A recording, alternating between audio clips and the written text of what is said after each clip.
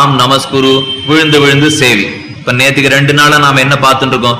தியாயன்னு ஸ்துவன்னு நமஸ்யம் ச யஜமானஸ்தமேவச்சன்னு ஸ்லோகம் பார்த்தோம் இல்லையா? அதே ஸ்லோகம் தான் கீதையில இருக்குப்போ. மன்மனாபவ மத் பக்தா மத்யாஜி மாம் நமஸ்குரு மாமே வைஷ்யசி. இப்படி பண்ணிட்டு இருந்தா தப்பாமல் அவன் என்ன வந்து அடைகிறான். இது கண்ணன் சொன்னது பக்தியை பத்தி. அந்த பக்தினால மோட்சம் கிடைக்குமே தவிர வெறும் ஞானத்தாலே மோட்சம் கிடைக்காதுங்கிறது உண்மை. அதை தெரிஞ்சின்ற சங்கராச்சாரியர் அழகா சாதிக்கிறார். பஜ கோவிந்தம் பஜ கோவிந்தம் கோவிந்தம் பஜ மூடமதே. கோவிந்தனுடைய திருநாமத்தை நன்னா வாய்வோயாம சொல்லு சொல்லுன்னு சொன்னவர் கடைசியா சாதித்தார். தேயம் கீதா நாம சஹஸ்ரம். எதை பாடணும்? கேயம் கீதா நாம சஹஸ்ரம்.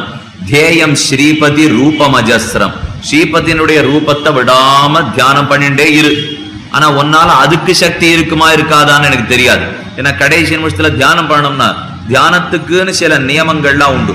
ஆசனம் சரியா உட்காரணும். நம்முடைய கழுத்து தலை முதுகு இதெல்லாம் நேர்கோட்டுல வச்சுட்டு நம் மூக்கு நுனிய நாமே பார்த்துண்டு